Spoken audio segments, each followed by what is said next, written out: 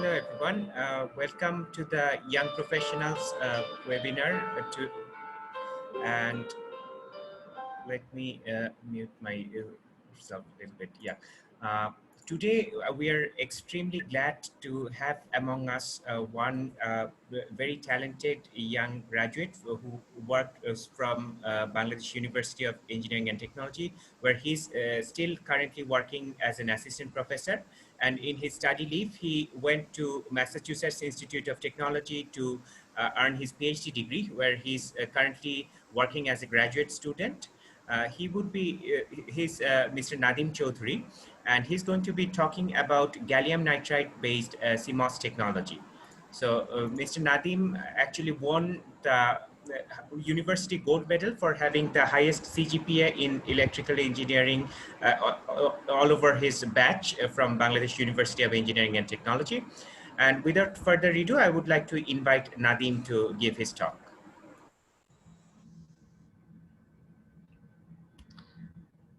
Thank you, Sajid Bhai, for the nice and kind introduction.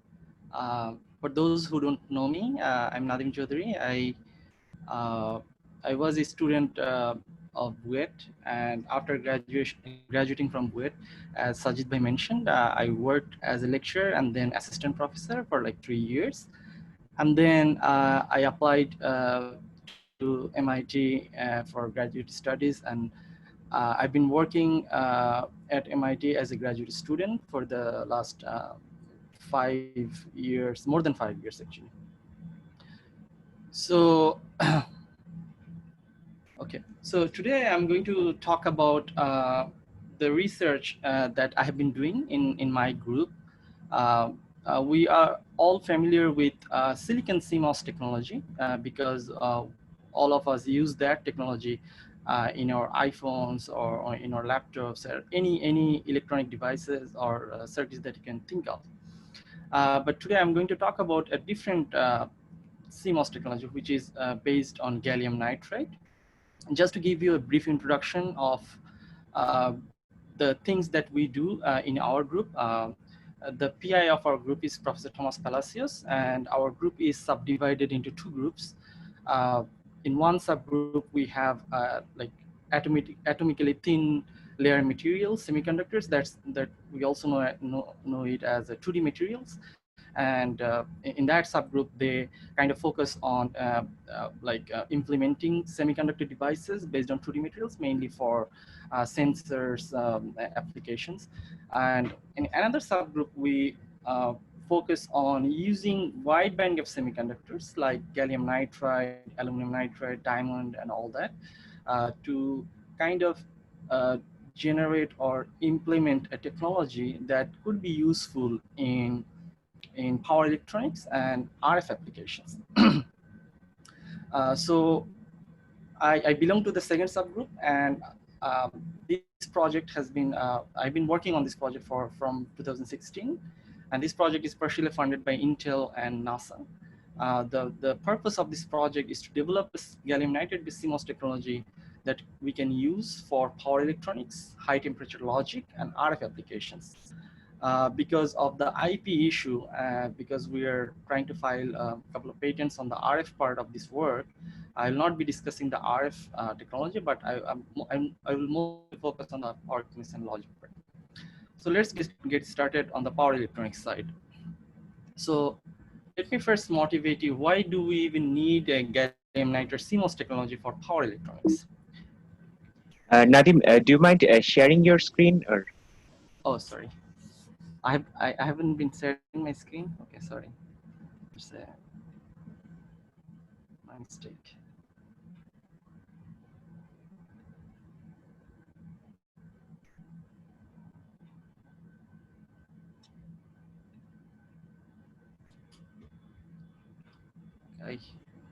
I hope everyone can see my slides now. Yes, now you just go to presentation view. Okay. Okay, so let me first motivate you. Why do we even need a gallium nitride CMOS technology for RF for power electronic applications? So according to a report from Oak Ridge National Laboratory, it has been anticipated that by 2030, the 80% of the electricity generated within United States will go through or recycled by some sort of power electronic circuits. This is because of the rise of data centers, the popularity of electric vehicles, and we all know Internet of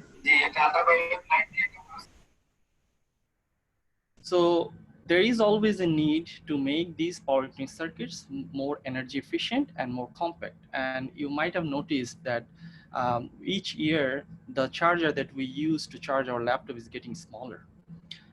This happened because our power electronic circuits is being more efficient and smaller. So if you look at the size of the power electronic circuits, it's actually dominated by the size of the passive components, mainly inductor and capacitor.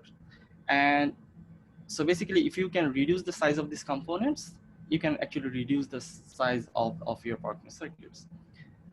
The way to reduce the size of these circuits is to increase the switching speed of your transistors. So in most of the power electronic circuits, you have a transistor that actually switches, that actually stores the energy into the inductor or the capacitor. So by increasing the switching speed, we can reduce the energy storage limit of the inductor capacitor, and then we can reduce the size of these passive components. So there is a need to have power transistors that can withstand high voltage, can carry high current. At the same time, it can be switched at higher speed. So you're looking for that technology. So now let's define what do we mean when we say a good transistor. So transistor is basically a switch. So it is connected to some sort of power source. And then when you turn on the switch, it will deliver the current to the load. So the thing is, when the switch is turned on, that is our transistor, we want this transistor to carry high current, but we don't want it to consume power. So basically, if you look at the IV curve of a transistor, it kind of looks like this. So basically, when the switch is turned on, it's kind of a resistor. And when the switch is turned off, that means in the off state, it has to block the voltage of the voltage source. So when we say a good transistor, that means it has to have a low R on and a very high breakdown voltage. Why high breakdown voltage? Because of the voltage source that it has to block. And we define a figure of merit, which is breakdown voltage square divided by R1. So basically, a good transistor, power transistor, means your figure of merit should be very high. Another important thing is the on-off ratio, because if you have high on-off ratio, that means when the device is on, you can carry a large current, and when the device is off, the leakage current is very low, which is necessary, because if your leakage current is high, that means you're losing power. Another most important thing is the switching speed. Basically, if you have a transistor, but if you cannot switch the transistor at a high speed, that means if you use the transistor in a power electronic circuit, the circuit is going to be bulky. So we need a transistor that can be switched at a higher speed. Now the question is, why can't we do this with silicon? So basically, silicon is everywhere, right? So we can't do this with silicon because it is a smaller bandgap material. It has a bandgap of around 1.1 electron volt. That means the critical electric field of silicon is lower. So for this purpose, we need a wide bandgap semiconductor. And gallium nitride is one of the choice for wide bandgap silicon, which has energy bandgap of around 3.4 electron volt and a critical electric field of around 3 megavolt per centimeter, which is 1 order of magnitude higher than silicon. So because of this region, like gallium nitride based power transistor is being popular.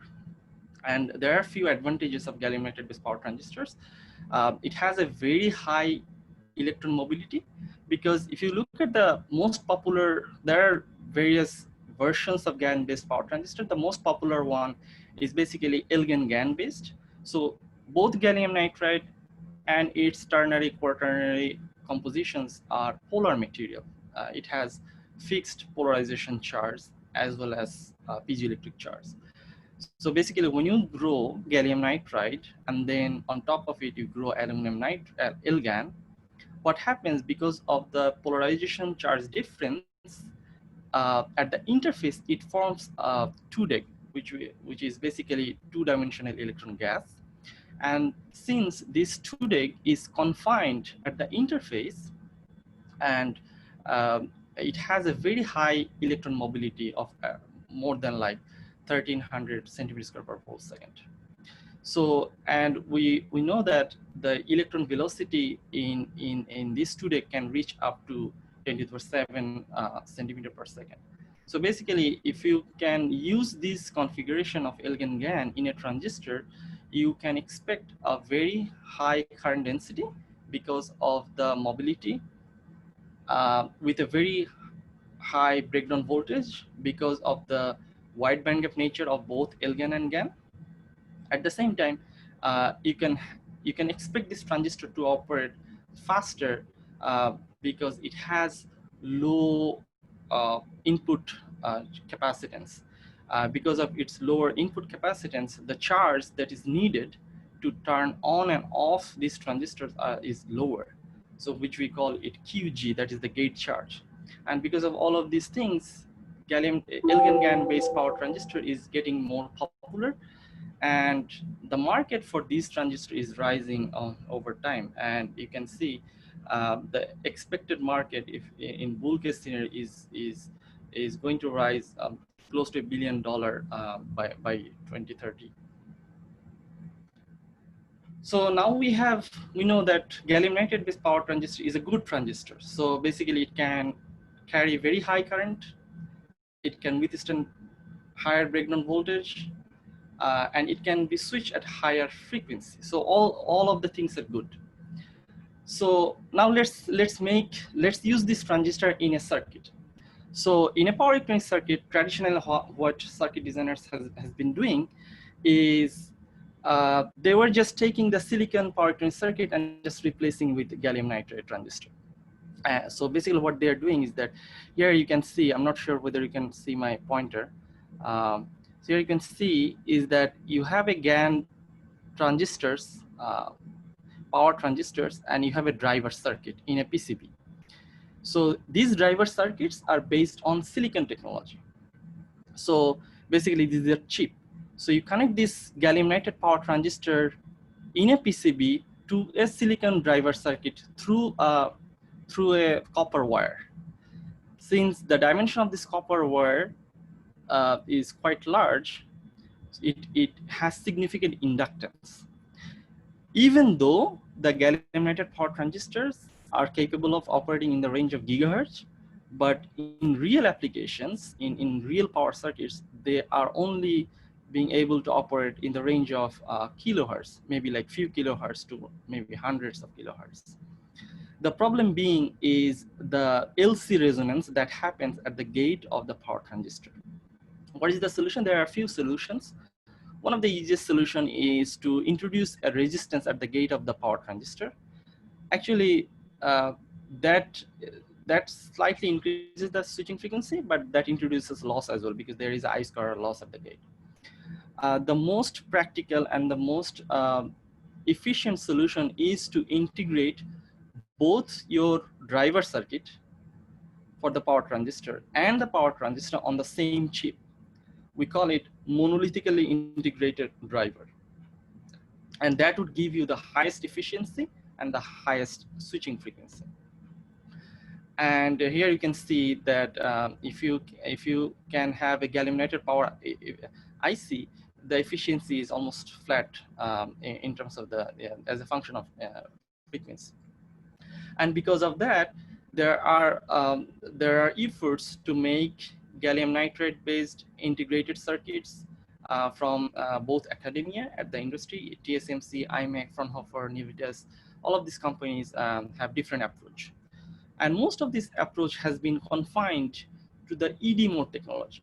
So basically the ED mode technology is basically, if you can think of an inverter, so in an inverter, for the pull down network, you have a N-type transistor, and for the pull up network, you have a resistor. or basically a transistor that is biased in the triode region. So that's what actually they have been doing. So they have been using this ED mode technology. But the problem with this technology is that it has a high static power dissipation and reduced voltage swing because of the voltage divider of both of your pull up and pull down network. So what we are proposing is a gallium nitride based CMOS technology. So that will have a no static power dissipation or very negligible static power dissipation. That would reduce the circuit complexity significantly, because for ED mode technology, to operate this in a driver circuit, you need a bootstrapped power supply. But for CMOS, you don't need that. And it also has higher noise immunity because of the larger voltage swing. However, there is a major roadblock for achieving this such technology, and the problem is, uh, even though the N-type transistors using gallium nitride technology is very good and it can beat silicon quite well, but there is no P-type transistor.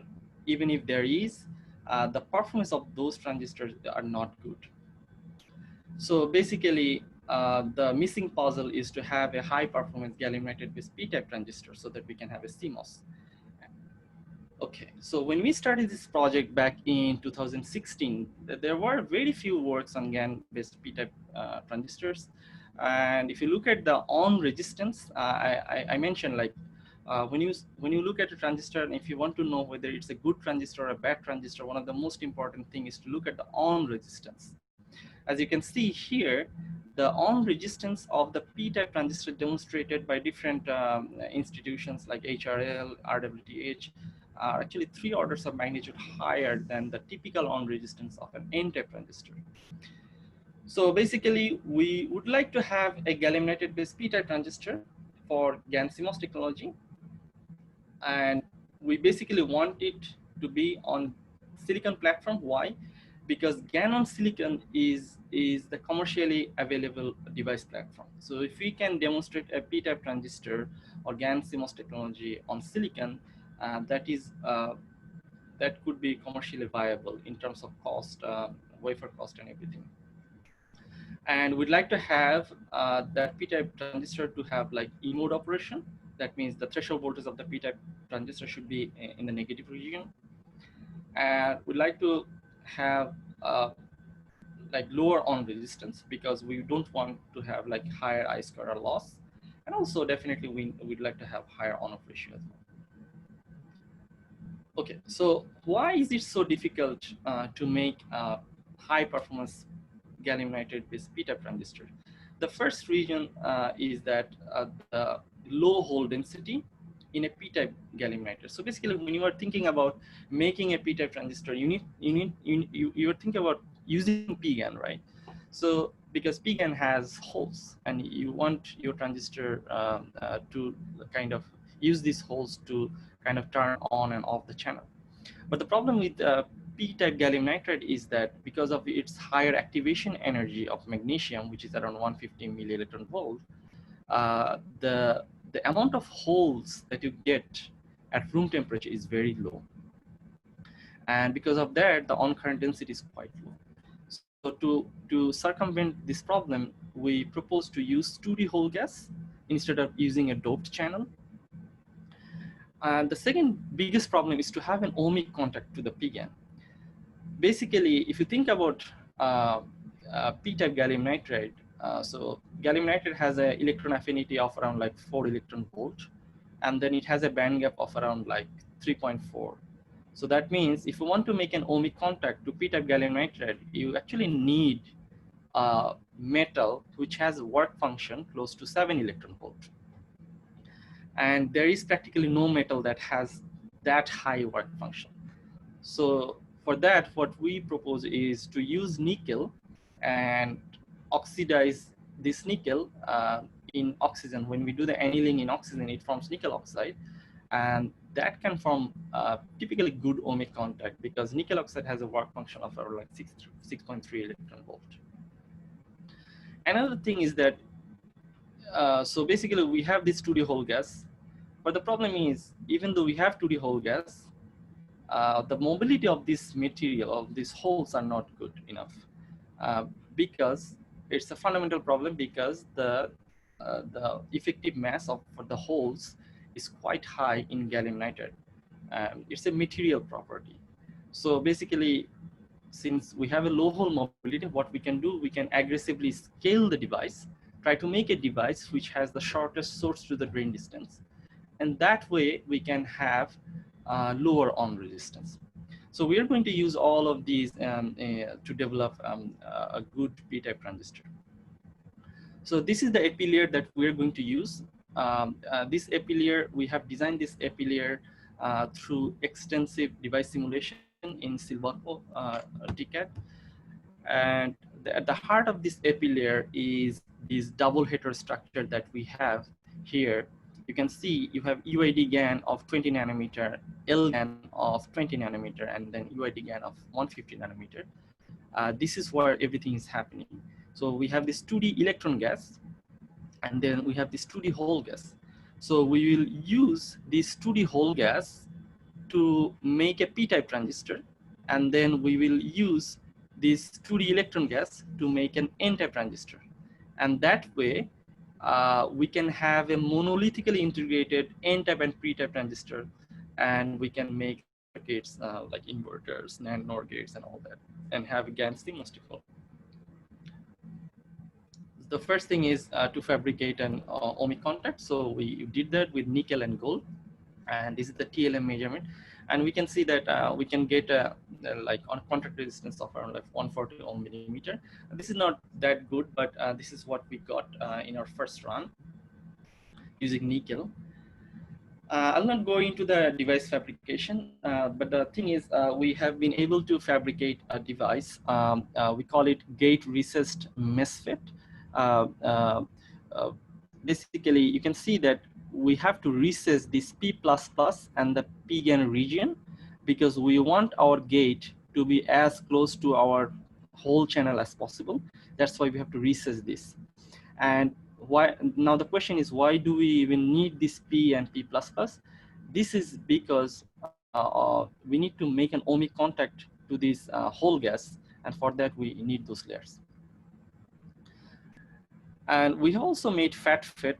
FAT-FET is basically a long channel transistor. So FAT-FET is kind of like the transistor where the width of the transistor is smaller or close to the same as the length of the transistor. So why do we fabricate FAT-FET? FAT-FET is typically, you can characterize the charge density and the mobility using this FAT-FET. So we have performed the CV measurement, and integrating the CV, we can get the 2D whole gas density, which is in the range of 10 to the 12. And then combining this charge and the IDVG, we can calculate the whole mobility, which is around somehow close to like 10 centimeters square per whole second.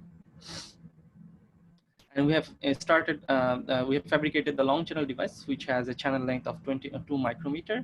And you can see that we can get around like 2 milliampere per millimeter, which is still 2 orders of magnitude lower than what we can typically get in an N-type transistor. So we want to further increase the current density and reduce the on resistance of the devices that we of our p-channel devices. So let's look at the different resistance components that we have in these long channel MESFET. So if you look at the resistive components, we have this contact resistance, which is in the red, the source and the drain. We have the excess resistance, which is kind of like purple. And then we have the channel resistance, which is black.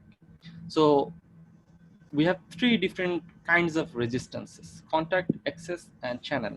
And if we look at the contribution of different resistive components to the total on resistance, it's actually excess resistance domination. You can see like excess resistance is almost like 50% of the total resistance. So somehow, if we can eliminate this excess resistance, then there is a chance that we can improve the on resistance and the on current. So how can we do that? Okay, so that's where we came up with this idea like self-aligned p-FET. So basically, you have all this resistance in our first generation of p-FET, and somehow if we can get rid of this excess resistance, which is what we are targeting to do in a self-aligned device. In a self-aligned device, you can see like the gate is overlapped with the source and the drain, and they are separated by a gate dielectric. And that way, when we form the gate, we don't actually need the alignment. Actually, we need the alignment, but the alignment does not have to be that accurate because it's overlapped. That's why it's called self-aligned. So the benefit of this self-aligned technology is that it has the shortest possible distance between the source to the drain. And that way we can achieve lower on resistance. The gate alignment is much easier because since we are making this in an EBL system, sometimes the alignment can make things a little bit difficult. And if we have lower on resistance, it can always achieve higher switching speed. So let's make this transistor. So the first thing that we do is we dip our wafer in a heated KOH after the Piranha clean. The heated KOH actually removes any native oxide that might present on the wafer surface. After that, e-beam lithography is performed to kind of fabricate the source and the drain contacts. And so basically, you can see that our ohmic contact, we have nickel gold, and the top nickel is to kind of protect the ohmic contact from the protect the ohmic contact from the plasma edge damage. So after that, gate recess is performed. As I mentioned, why do I need recess? Because I want my gate to be as close to the 2D whole gas channel as possible. And recess depth controlling is one of the most difficult part of this whole process,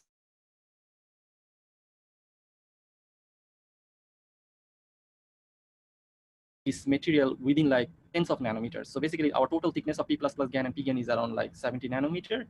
So if I etch too much gallium nitride, then I might etch the whole gas. And if I leave some of the p-GaN, then the problem is I cannot turn off the device. So this is the most critical part. And another important thing is that to kind of tune the plasma power so that you can have a smooth interface between the oxide and the gallium nitride, and that we have achieved by using lower plasma power. And because if the surface is kind of rough, then the mobility is lower, even lower for the whole gas. So after that, we need to isolate each of these devices because they are on the same wafer. For the isolation, we use the photolithography and the chlorine plasma. And after that, we use TMH dip to smooth the surface, etched surface, and then RTA is performed to kind of form the ohmic contact with the P++ GaN layer. And then we deposited aluminum oxide of around like 20 to 30 nanometer using ALD system, and then the gate is formed for tiny nickel gold using the evaporation and lift-off technique. So this is the final fabricated device. This is a TM cross section of the device that we have fabricated. Here we can see that it has a channel length of about like 100 nanometer and an excess region of about like 100 nanometer. So at that time, it was the shortest p-type transistor. I presented this work last year at the IEDM. So now we have the device. Let's look at how this performs in terms of electrical characteristics. So basically, this is the ID-VG characteristic in log scale. We can see it has more than 10 to the 5 on-off ratio. And we also got E-mode operation with the threshold voltage of -1 volt. And you can see the GM is not that great because the gate control is not that great. We have further optimized this process actually later on, and we have submitted a paper recently. Now we can get GM of like tens of millisiemens per millimeter. And this is the IDVD characteristics. Here you can see that we have achieved uh, 5 milliampere per millimeter, and you can see that this is at 5 volt, and it has excellent pinch off because we can clearly turn off the device, and then the on resistance of this device is around 400 ohm millimeter. Okay, so for the, let's look at the like how this device compares to the other p-FET demonstrated by different institutions. And for benchmarking, actually we have taken like on resistance and on off ratio. The reason to choose on resistance because it dictates the switching speed of your circuit, and if you have high on off ratio, that means you have lower leakage power. Actually, some people choose on current instead of on resistance for benchmarking, but we choose on resistance. So this is the benchmarking. So there are different techniques for like implementing p-type transistors. Some use gallium nitride, aluminum nitride interface, but we have been using Lg GaN interface, and you can see that our demonstration is actually close to the desired region. So the way we have designed the designed the desired region is that desired region is defined when we have a on-off ratio more than 10 to the power 5 and the on resistance less than 100 ohm millimeter. So we're not there yet, but we are close. Our recent devices shows much more improved performances. This is the work from like 1 year ago. So basically, we have demonstrated a gallium nitride p-type transistor with a self-aligned process. So we have a p-type transistor now, which is quite good in terms of performance. And we are proposing a GaN CMOS platform where we can fabricate an N-type transistor using the same epitaxial layer without any regrowth. And we have done that. And this is our N-type transistor characteristics. We can see that this is a long channel device actually. With the short channel N-type transistor, you can easily get 1 ampere per millimeter. But this is we can get around like 200, 300 milliampere per millimeter. It's close to like the threshold voltage is close to like 0.2 electron, 0.2 volt. So it's kind of like E mode operation. So so that means that with the same Epilayer, we can have both E mode N-type transistor and E mode P-type transistor. Now let's go back to our original question, which is GaN CMOS technology. Let's try to kind of get a number for how this technology would compare in terms of switching speed. So for that, we have performed a circuit level simulation. We have taken the experimental data from our fabricated device, and then we used MIT virtual source GaN FET model, and then we insert this Verilog A file from the compact model into the cadence and perform a circuit simulation. This is the compact modeling. You can see the good fit has been obtained between the compact model and the experimental data. And we have simulated this simple circuit. As you can see, for the load, we have chosen 35 picofarad because that's how that's the kind of capacitance that you can get for gallium nitride with power transistor, because these power transistors are really big. You can in the range of like millimeter square. So that they has huge capacitance, and using 35 picofarad, we have achieved a switching speed of around like 2.8 megahertz. Keep in mind that most of GaN power transistors, they are being operated in the range of few kilohertz. So what we are saying is that using gallium nitride CMOS technology, you can actually get up to 2.8 megahertz. One thing that you can see here is the rise time is much longer than the fall time, because rise time is dominated by the performance of the p-type, and the performance of the p-type transistor is still not close to the n-type transistor. It's actually 2 orders of magnitude low, higher in terms of on resistance.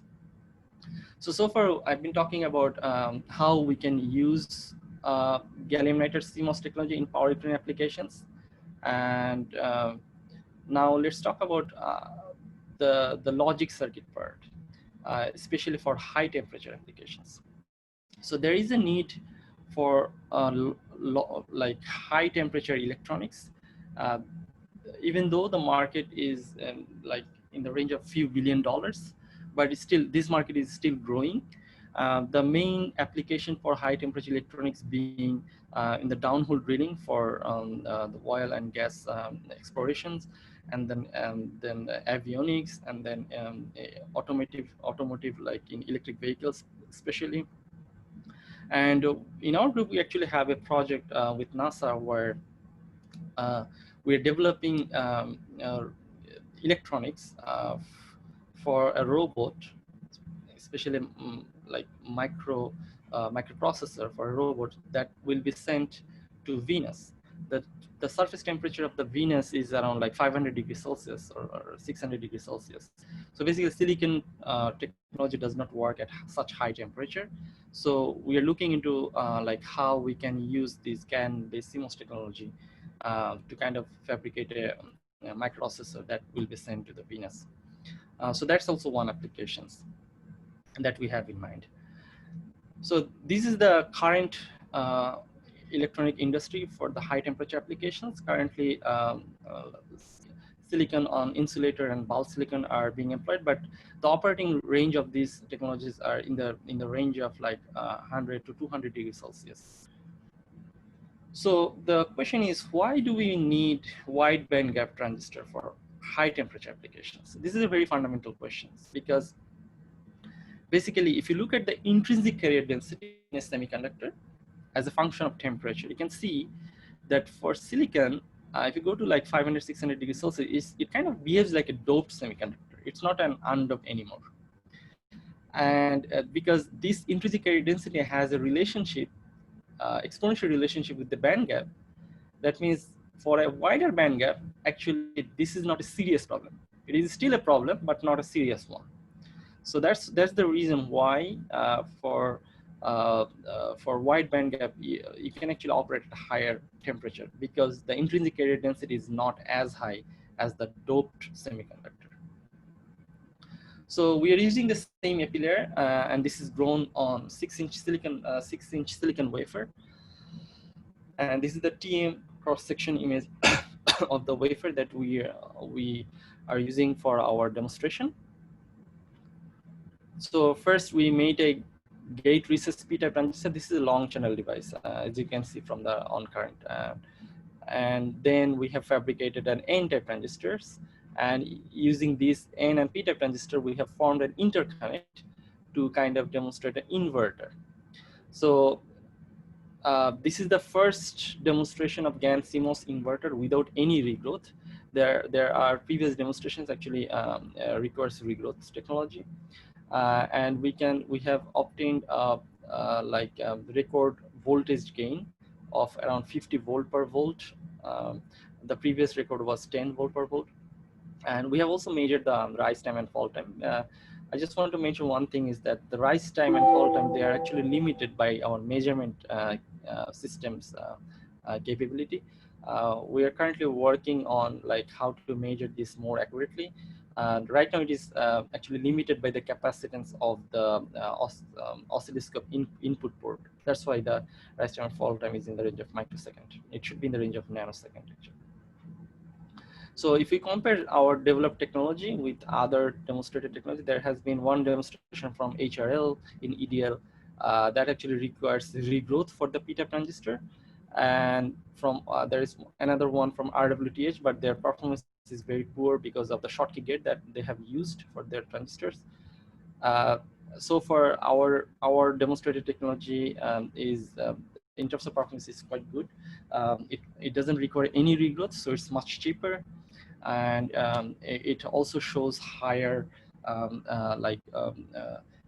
voltage gain and voltage swing as well.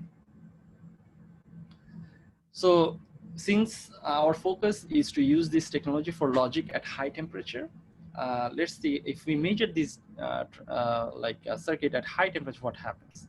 So here you can see that we have been able to operate our circuit up to like 300 degrees Celsius.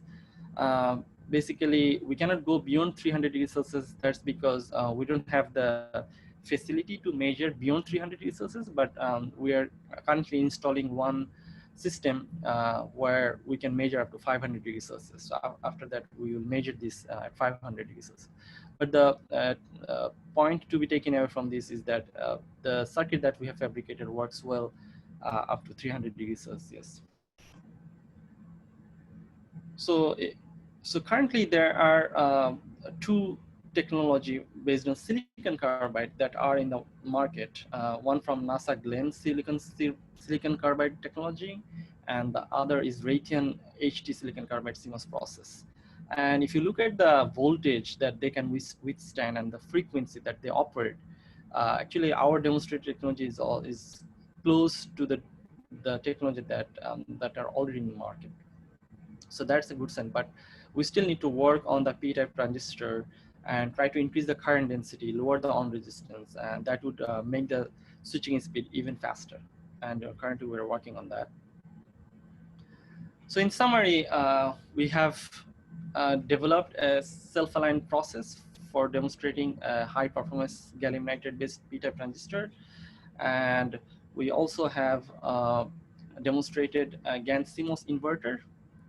And we have also shown that these inverters can actually operate up to 300 degrees Celsius. So, so this is my technical talk. So if you have any questions, I'd be happy to answer. The questions does not need to be technical.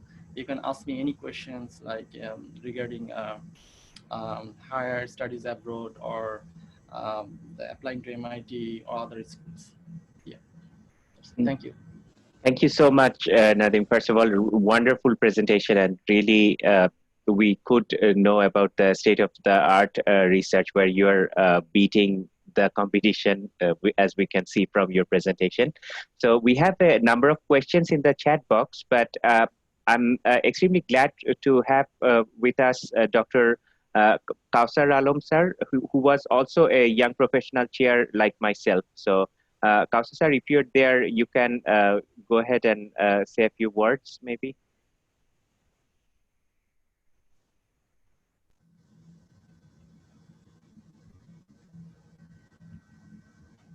Or maybe he's having a technical difficulty. Let's move on to the questions, and we'll definitely hear a little bit about him.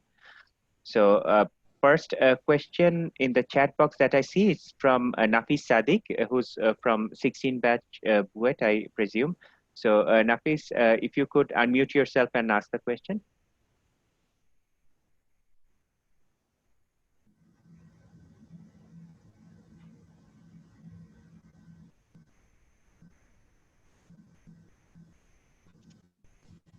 Thank you. I wanted to know that I couldn't understand why the size of a passive element like inductor or capacitor decrease with increasing frequency. Oh, okay. That's a good question. So basically, if you think about it, both inductors and capacitors, they are kind of energy storage element. So basically, so if you think about a buck or a boost converter, so basically when you switch the transistor, you kind of store the energy into the inductor or a capacitor, and then in the next cycle you actually deliver that energy to the output side. So if you're switching this transistor at high frequency, that means you are storing less energy. So when you are storing less energy, you actually need less inductance or less capacitance, especially inductance. Actually, inductance size is much bigger than the capacitance. So that's kind of like the rationalizing why you, if you increase the switching frequency, you can reduce the sizing. It's not necessarily it's 1 by FC, like 1 by frequency kind of relation. I think it's 1 by frequency to the power 0.8 or something like that, but it's close there. Yeah, good question. All right, thank you very much. Next question is from Sadman Saki Bahbab. He's a lecturer in the Department of EEE and currently a master's student there. So Sadman, if you could go ahead and ask the question.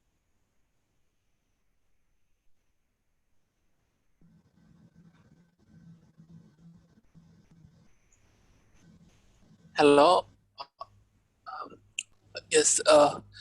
In your presentation, we saw that to reduce the excess resistance, you devised a self-aligned process, right?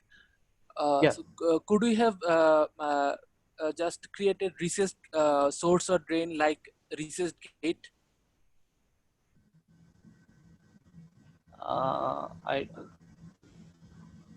I didn't understand your question. Okay, so The so gate what is recessed by etching, right? I The see. gate. Oh, I see. Okay, so what you were saying is that why can't we just put the source and the drain in the recessed zone, right? Yes. So basically the problem is, okay, let me go to the structure again. Okay, good question actually. I see. So I think I'm sharing the slides. So basically, if you see, like, my source and the drain are on P++ and p-GaN layer, right? So Yes. now your question is, can we put it on the UID GaN layer where my gate is? Yes, right? yes, exactly. Yeah, the problem is if you put it there, so UID GaN is actually N-type material. So you cannot, you can make some ohmic contact, but the ohmic contact will be very resistive.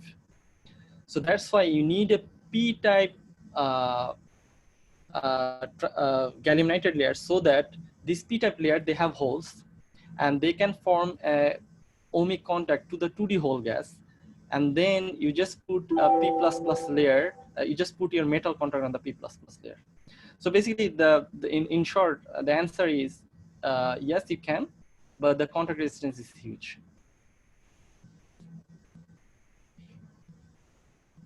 Right, thank you very much. I hope that answers Sadman's question. The next question is from Dr. Shakhawat Hussain. If you could introduce yourself and then ask the question.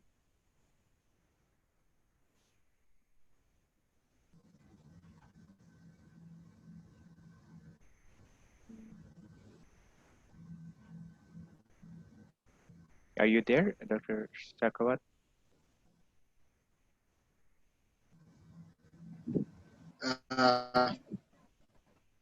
Can you hear me right now? Yeah, now we can hear you. Hello? Yeah. Can you hear me? Yes. Okay. Thank you. I was a bit confused about unmuting the mic. So thank you very much, Nadim, from Dhaka University, working as an associate professor of EECS department. So thank you, Nadim, for a nice talk and very interesting as well. So my question is that you said to create a channel, you used Lgan on top of GaN. So my question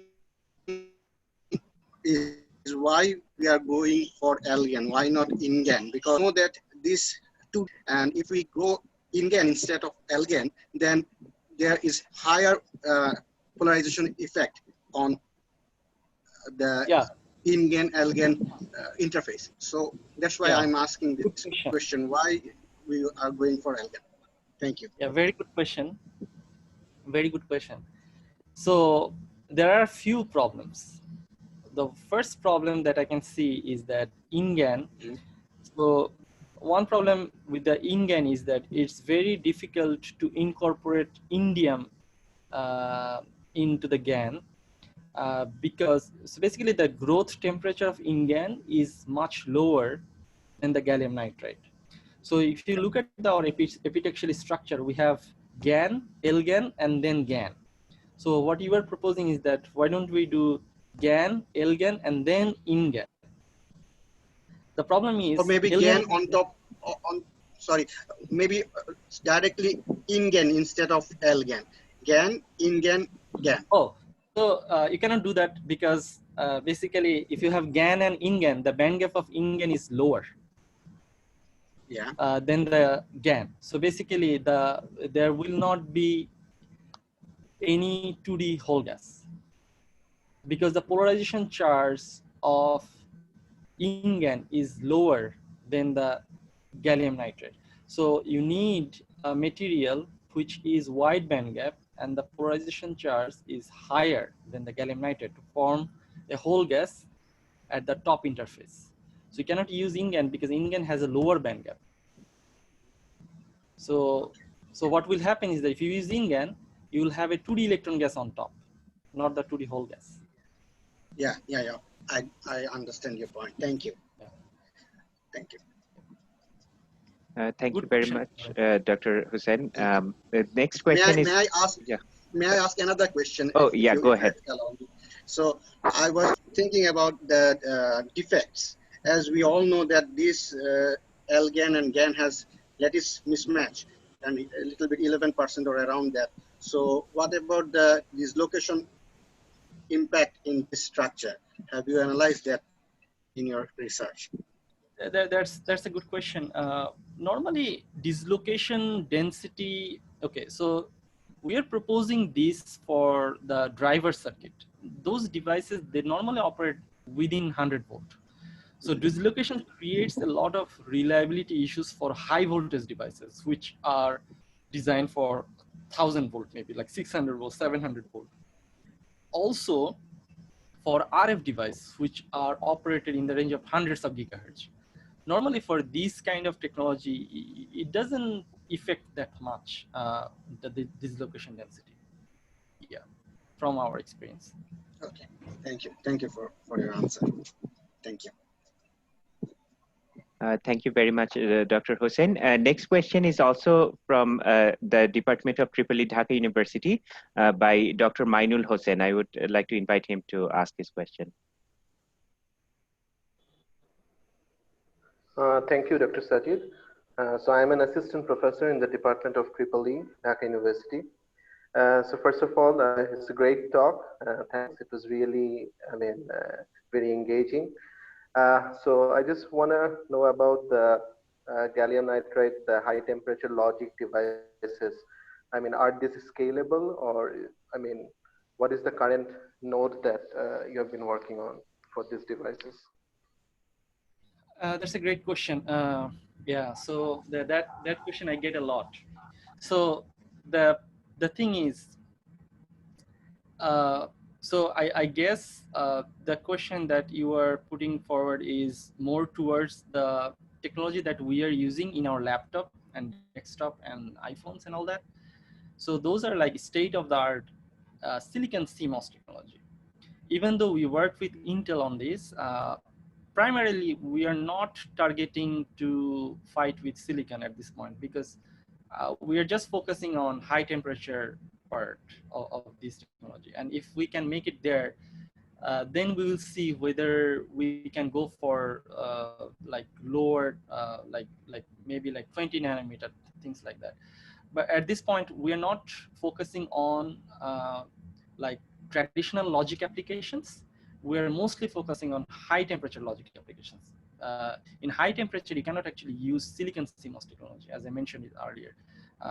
You have to use either silicon carbide or you have to go for even wider bandgap. Yeah, so basically we are not looking into that technology yet.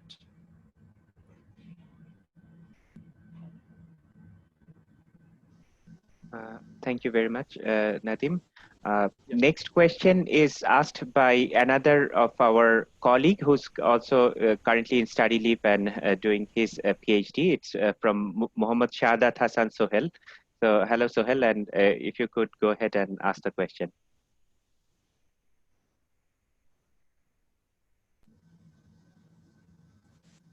Can you hear me now? Yes.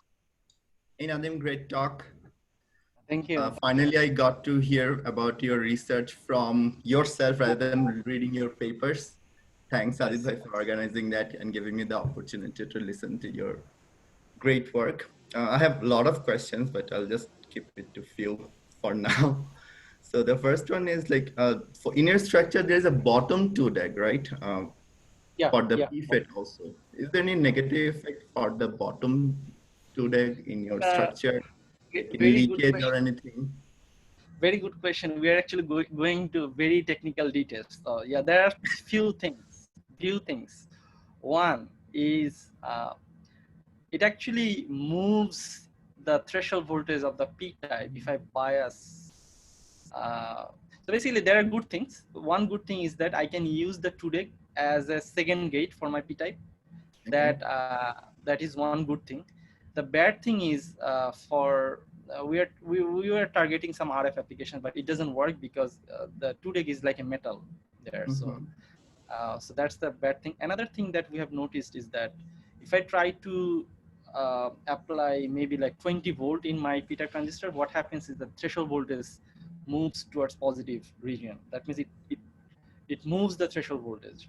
So that's a bad thing.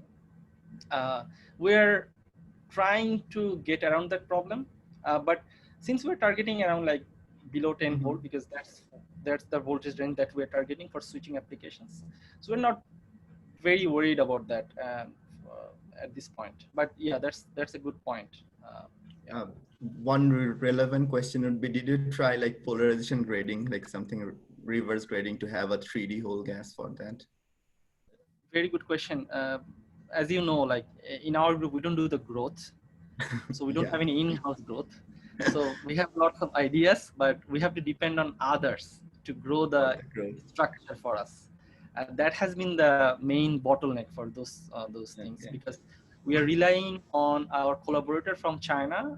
It's basically a startup. So that company started, I think, back in 2015, and we started working on this project 16. So they have been growing wafers for us, but they have their own limitations because they are a company, so they cannot just do whatever we want to do. So that's the main bottleneck. You need to look at the industry, what's like more, I guess, sellable. Yeah, but that would be interesting to see if you have like 3D whole gas, whether that's like a better performance in terms of Cornell is looking into that problem, I think. Okay. That's what I know from there. One last quick question. For the high temperature applications, did you like try to optimize the metal stack, like, or just use the regular one? Like I was like thinking maybe like some different metal could be better because the high temperature might degrade the contact resistance and stuff. Yeah, that's a great question. So for N-type transistors, what we know is that tungsten is better for high temperature because tungsten works very well at high temperature. But for the P-type transistors, one thing, so since our target is around 500 degrees Celsius, and we have seen that around 500 degrees Celsius, nickel works very well. So nickel and gold combination works very well. We didn't have any problem working around 500 degrees Celsius. So the contact resistances were similar at high temperature also? Basically at high temperature, the good thing about P-type transistor is that at high temperature, you have more magnesium being activated. Holes, right? Yeah, you have more activity. So more holes reduces the contact resistance significantly. So basically at high temperature, I would assume the contact resistance will be similar. Do you have more holes? Your channel resistance will decrease, right? Will that directly affect the contact resistance? Directly improve the contact resistance, because contact resistance is a function of sheet resistance as well. Okay, so that also goes up. That also goes in. Yeah. Interesting. Yeah. But like for N-type, it would be opposite, sort of. Yeah, for N-type, it's a different thing. Yeah. Thank you for the answers. Great. Great. Thank you. Yeah. Thank you so much, Sohail, for stopping by.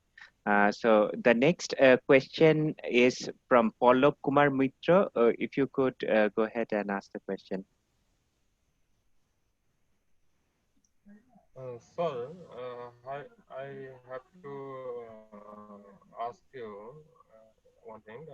That's in P-type hybrid field effect transistor, the knee voltage and N-type hybrid field effect transistor breakdown voltage. The difference between the knee voltage and the breakdown voltage, what is the limit for the hybrid transistor of this kind of field effect transistor? I see. So thank you, sir. Let me rephrase your question. So as I've understood it, so basically you're talking about the breakdown voltage of p-type transistor and how does it relate it to the knee voltage, right? Yes. Yeah, so that's a good question. So we are not targeting to use p-type transistor for high power applications. So if these transistors can withstand 40-50 volt, that's good enough. And we have actually pushed these transistors to operate in the range of 25 volt and above. So that from that point of view, I think the breakdown voltage is fine. But the another thing that you have mentioned is the knee voltage. Actually, the knee voltage is quite high compared to the N-type transistor knee voltage, and that might affect the RF applications. But the application that we are targeting, it doesn't matter that much as long as you have relatively higher current density. Yeah, because we are using it basically as a switch. Yeah. All right. Thank you very much. And the last question in the chat box, I think it's speaks for a lot of young graduates. So I would let Uddipon Shahadeep to ask the question. Go ahead and unmute yourself.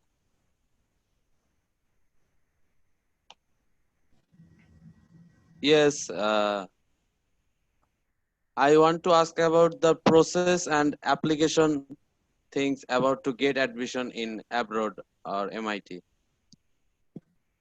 Yeah, that's the most difficult question to answer actually. So what I can tell you is my experience and the experiences of my friends, but it actually varies. So what I think is that the thing about BUET is that I think most of the schools know BUET, especially Tripoli department. They have a very good impression of our department. That's the good thing. And so from a student's point of view, I would recommend everyone to kind of, apart from your studies, try to do a little bit of research work, if possible, with multiple professors within the department, or maybe with a different department. Why multiple professor? Because when you are going to apply for your PhD for higher studies, so what happens is that most of the time you get a recommendation letter from your supervisor who you have worked with in your like bachelor's thesis, and he's the only one who is going to talk about your research capability. And other two, you actually get it because you took some classes of those professors. That actually does not help that much. So from my experience, I think if you have like multiple professor recommendation in terms of research, they can talk about your research capability, that's good. And you also need good GPA and all that. Like it also helps to have like extracurricular activities, like you participated in math Olympiad or things like that. So it's a holistic process. It's not something like, oh, you have a good GPA, you'll get in. No, it doesn't work that way. And you have to also study the research of the professors of the university that you are going to apply to, because if your research interest and the research that you have done in your undergrad like closely matches a particular professor, it's highly likely that that professor is going to look at your application, and if it looks great, he might hire you. So a lot of things that you have to keep in mind when you're applying to grad schools. First thing I should say is definitely your academic achievements and all that, your research capability, and also sometimes like extracurricular activities that you are doing. Yeah, but if you have any specific question, you can always send me an email, or other way you can contact me in Facebook. All right. Thank you very much. We have the last question. Tamsin Ahmed wanted to ask a question from Department of Tripoli UIU. So please go ahead and ask the question.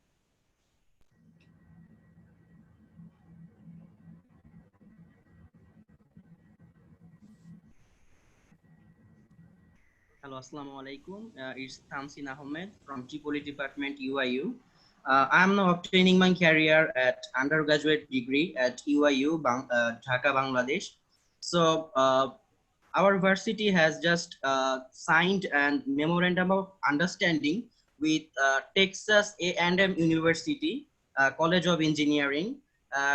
Under this memorandum of understanding, the students of both universities will be able to continue their courses. I mean, 2+2 program. You know, I mean, after 2 years, they can transfer their courses at Texas A&M University, and also both of the students of Texas A&M University can transfer their credit to our UIU Bangladesh.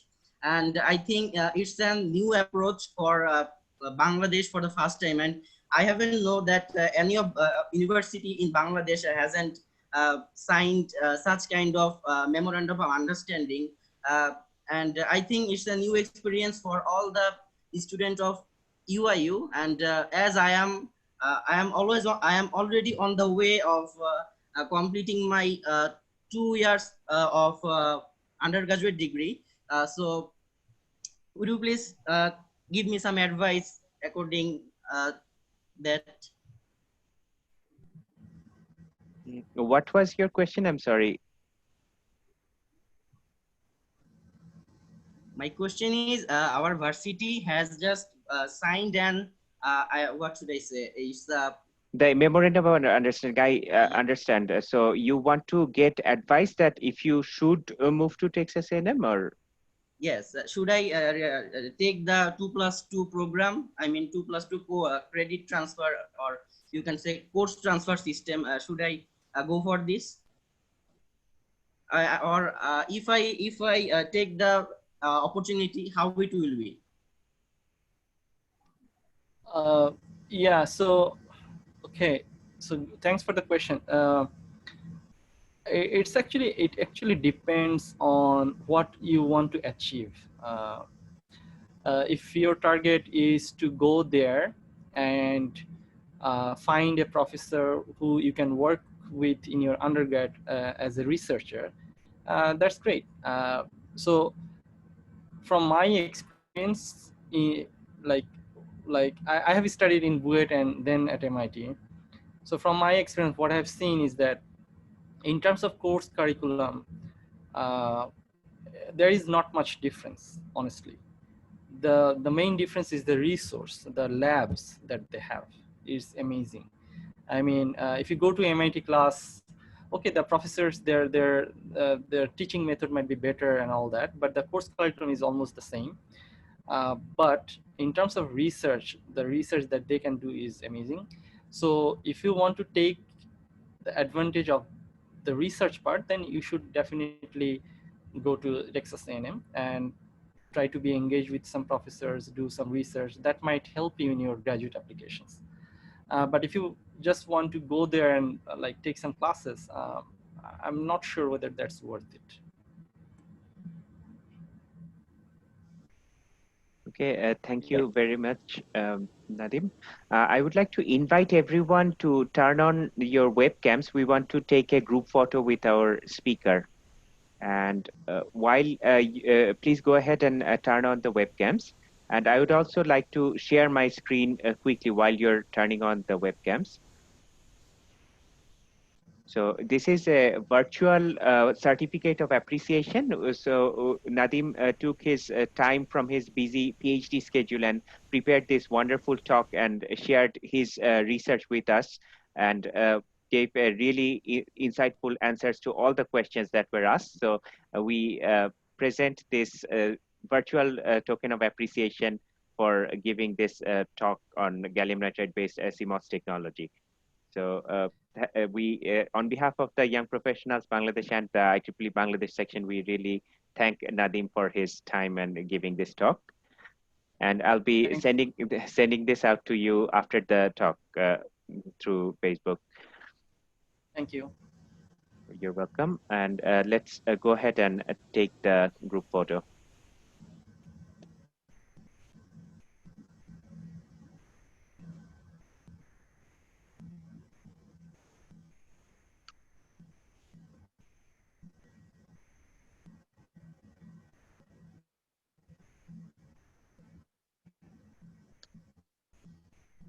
Okay, with this, I would like to firstly thank everyone for the really nice turnout.